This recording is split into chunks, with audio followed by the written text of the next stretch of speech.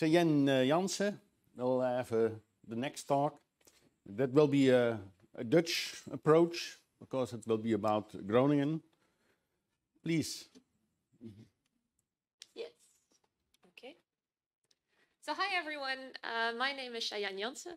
I'm a PhD student at Utrecht University, and in my research I'm trying to quantify land subsidence in the Groningen gas field area due to shallow subsurface processes.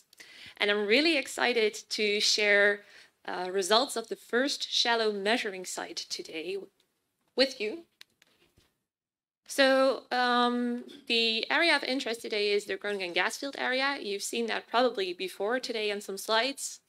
And it's located in the northeast of the Netherlands. And today we're struggling with a lot of negative consequences of processes that have been happening over the past few decades. And in order to deal with these problems, we need to understand what's going on not only in the deep subsurface, but also in the shallow subsurface. So to understand what's happening, the DeepNL project was developed, and I am part of the team for monitoring and modeling the Groningen subsurface. And within this team, I'm actively trying to quantify the contribution of shallow and intermediate depth processes to this subsurface movement. And I do that by means of modeling and monitoring. So this map we've already seen before. Michiel has shown it briefly this morning. And this is the bodemdaningskaart, or the subsidence map. And we see that our area of interest is colored red, which means that it's going down. And it's subsiding as a result, as a combination of processes at deep, intermediate, and shallow depth. So in my research, I'm focusing on groundwater extraction from Pleistocene aquifers, so that's intermediate depth. But today I'd like to talk about the shallow subsurface processes. They're already portrayed here in this nice figure by Philip Minderhout. And yeah, so the shallow subsurface processes I'm talking about today are shrinkage and swelling, oxidation of organic material above groundwater, and compression of the Holocene sequence. So if we take a closer look at these processes, we see again the same schematic lithological buildup, so the Holocene sequence, an alternation of peat and clay layers. And in those surface layers, we have shrinkage and swelling. So that can cause uplift and subsidence, and it's basically caused by a change in interior stresses. So that means the pores are drained and thereby shrink, or they're filled and thereby they extend.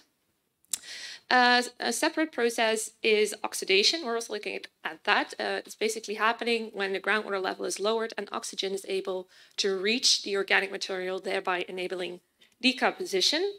That releases not only CO2, but it also governs the volume loss. So it reflects itself at the surface as subsidence. And the third process we're looking at is compression of these peat and clay layers that are occurring in the subsurface here. And that's basically caused by a change in interior stresses, so when a load is applied. And what I am interested in is what affects these processes and what is happening in our subsurface layer, shallow subsurface layers in this location. So to that end, I am measuring all these parameters in that left box. And I want to know how they influence my subsurface layers and these processes. But not only that, I also want to know how they interact with each other, at what time scale that happens, and what's happening over a longer period of time. So I'm measuring all these parameters in Nieuwolda, that's a place in Groningen, over a period of 1.5 to 2 years, and hopefully even after that. So this is the setup, basically. And in order to measure these parameters, we've developed two measuring sites in this low-lying area. So that's on the right, it's an elevation map. And the number 1 depicts the location of the measuring sites. They're actually in a low-lying area. And on the left, we can see the setup of the measuring site. Well, if we would actually go there, it's not an excursion in this conference, but if we would go there, you would see this. So we have an extensometer, precipitation and radiation monitors, several wells for measuring phreatic groundwater level, hydraulic heads, and even ditch level. And buried, there's also a soil moisture monitor that's incorporated with a thermometer. And some of these instruments actually reach up to 8 meters below the surface into an alternation of these peat and clay layers. And we have two measuring sites, so two different lithological buildups. The left we call the clay site, The right one we call the peat site. And the first thing I want you to notice are these red horizontal stripes. Those are actually the levels we're measuring at, so the anchors basically that are measuring, and they look like that. And they're positioned at specific boundaries. So that could be a hydrological boundary or a lithological boundary between peat and clay, for example. And they are going to move as a result of these shallow subsurface processes. And they're going to move in a vertical direction. And we're measuring their movement with respect to the purple base anchor at the bottom. That one we assume is not going to move because it has a foundation in a stable Pleistocene sense. So it will not move as a result of shallow subsurface processes. And of course, we hope that the vertical movement of these anchors is going to tell us something about the shallow subsurface processes that are occurring in these layers. So this is the idea behind it. And now I can show you the first results of the extensometers. So at the top, we have a plot of the peat location. At the bottom, there's a plot of the clay location. And we're looking at the vertical anchor movements over a period of 9 months' time. So basically, each color represents a different anchor. And this analysis here started at the 1st of July. Installation was completed at the 1st of May, but we think there's a 2-month relaxation period after installation. That's why these graphs were plotted from the 1st of July. And we can see a lot of fluctuations.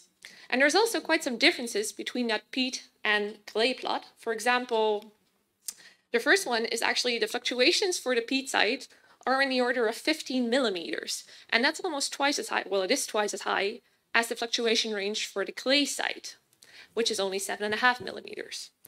And furthermore, for that clay site, we see a slight downward trend in the order of 2 to 5 millimeters. But to be sure that this is a downward trend and not just a result of the noise, we need longer time series to see what's going to happen. And what I'm interested in is what actually governs these fluctuations, what makes them go up or down.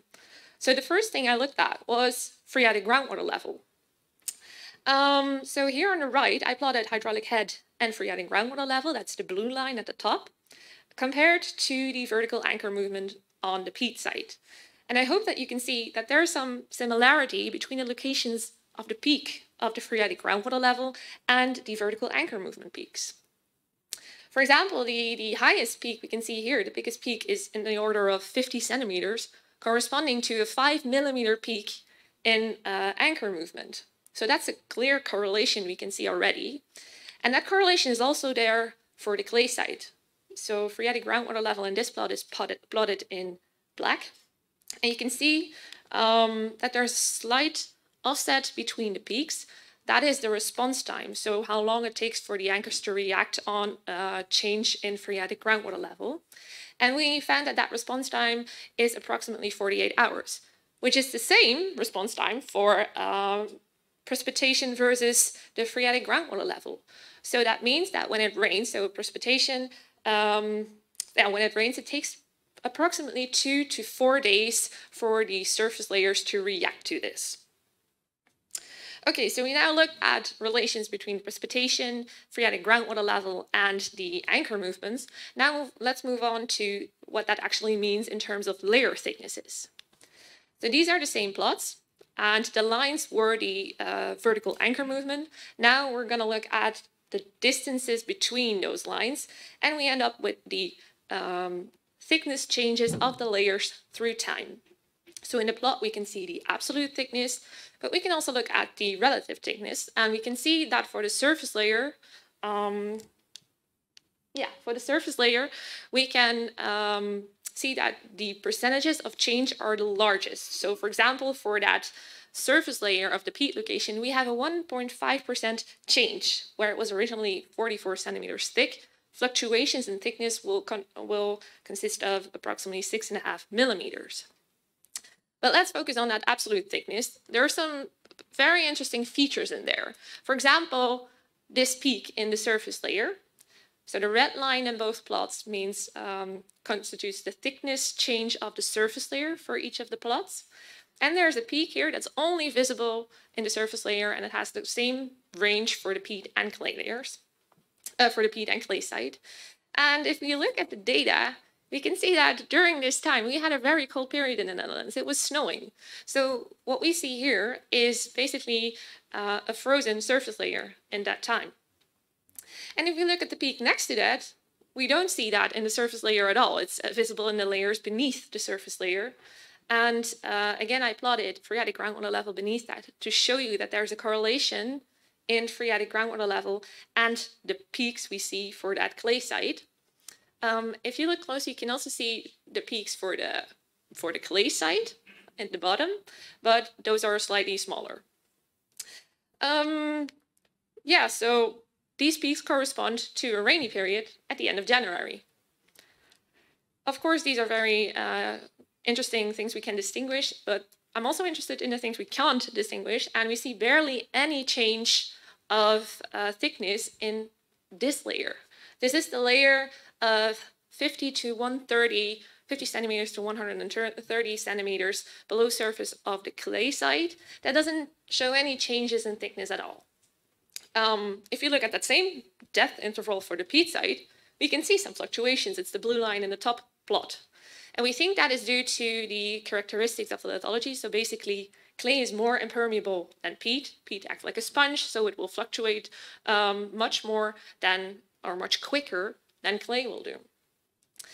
So what I'm basically the takeaway message from these plots is that we're accurately able to see what influences this surface layer, not only in terms of vertical movement, but also in layer thickness. That could be precipitation, snow, temperature, and we're now only looking at it at a 10-month period of time. So what we need is to actually look at it for a much longer time series. But for now, I also can look at it for a much shorter time series. So here we see a 2-month span of the same plot, and we can see that there's, even though it's fractions of millimeters, that there's a temperature effect in our results. We see 7 peaks over the course of 7 days, clearly corresponding to a day and night cycle, so temperature. And we see that for the surface layer and the layer beneath. So this is all very important, but why? Because everything I just showed you was just in the upper 8 meters. And in this region, we have a gas reservoir at 3 kilometers depth. So we're basically looking at the 0.3%, the upper 0.3% of that whole interval. And we know that whole sequence is going down. We saw that on the bodemdaningskracht. And we know that it's going down by approximately 7 millimeters per year. Well, I just showed you that in these results, we have fluctuations in the upper 8 meters of approximately 15 millimeters. So if we ever want to have a chance of accurately monitoring and modeling the subsidence of that whole area, we need to isolate the noise, and we need to really understand what's happening in the subsurface and what really influences that. So to conclude, we have 2 different measuring sites, so for 2 different lithological buildups in the Groningen gas field area, and we are now accurately able to effectively able to accurately measure the influence of the different boundary conditions and the changes in these boundary conditions on what's happening in these subsurface layers. And we already find a direct correlation to phreatic groundwater level changes. So in the future, we need to do some different analyses and look at different relations between these boundary conditions and these subsurface layers. And what's very important is that we do that on several timescales to really incorporate everything that is happening. For now, we see fluctuations in the order of 15 millimeters, whereas the surface is going down yearly by 7 millimeters. So this is really important to isolate all the noise in the subsurface signal. Thank you so much, and I'd really like to answer some questions now.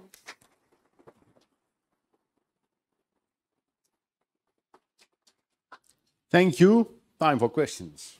You start in the start. At the time scales that you examined here, was peat oxidation not a factor? It is actually, because we started measuring in the summer, and as you saw on the lithological build-up, the schematic one, we can see that there's a peat layer that's right in between the highest and mean lowest groundwater level, so that the groundwater level is fluctuating. And we think oxidation is taking place in that specific layer, but I think it's a small window to really look at this effect of oxidation. So that's why we also want to have a longer time series. Thank you. I was wondering if you, among the factors you are considering, you include the attraction of the moon. In Mexico City, the clay presents a cyclical movement due to a tidal phenomenon similar to the tide in the sea. Okay, so that would be monthly fluctuations, I guess. I'm not actively looking at that, but that's something we can maybe look for in the future, because we're quite near the North Sea, so it could be possible, but I haven't considered that yet, so it might be an idea. Yeah. Yeah, very interesting study. So in fact, we did a very similar study. I believe if you have 2 years, 3 years data, your results sometimes can be completely different with your results, because now it's even shorter than one cycle, one seasonal. Yeah. Yeah, so one suggestion is that I saw you show the shallow one, show a peak. It's a beautiful peak. That, my experience, that could be associated with expensive soil in the shallow, 1 to 2 meters. I'm not sure if you have rich expensive soil in this area, but expensive soil exactly can cause that kind of peak if you have the drought. Yeah, if in summer, if you have a prolonged drought, sometimes expensive soil shows something like subsidence, rapid subsidence. Sometimes it's like uplift, but it's elastic. So after the summer, it will go back. Yeah, I think what you're trying to say, I think the point you're trying to make is you can really say this for certain once you have a longer time series. And I have to add to this that the summer we had last summer was quite a dry one, a hot, dry summer. So I'm actually curious to see if we ever are going to get a summer that's not so hot and dry anymore due to climate change. Of course, we're probably going to see that effect as well. But again, yeah, you're right. We need longer time series to actually say stuff for certain about these peaks. More questions? Yeah.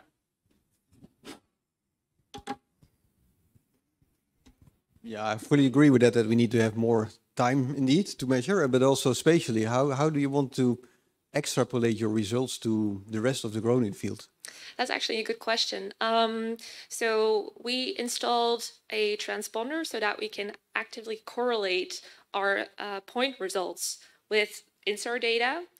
And what I'm trying to do is I'm trying to actively quantify these relationships. So for example, if we can put a formula to the relation between groundwater level change and vertical anchor movements for a specific lithology, you can apply that to all kinds of regions as long as you stick with the same lithology and roughly the same circumstances.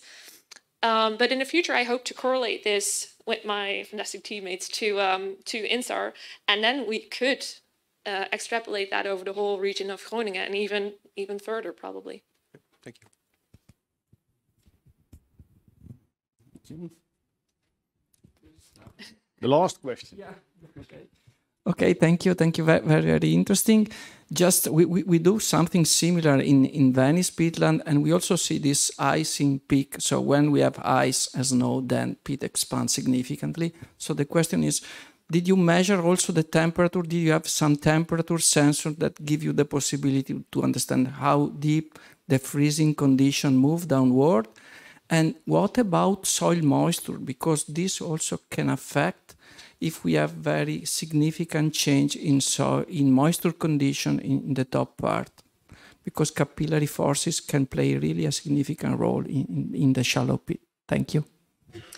Yeah, so we also we installed soil moisture devices, and we installed them at a depth of 30 centimeters below surface until 120 below surface, and they are equipped with a thermometer, but they didn't run back then, so they've been running properly since the start of January. So in the future, we'll be actively able to, efficiently able to link the temperature and soil moisture content to this extensometer data, and really are able to, then we're able to unravel what is happening and what directly influences everything.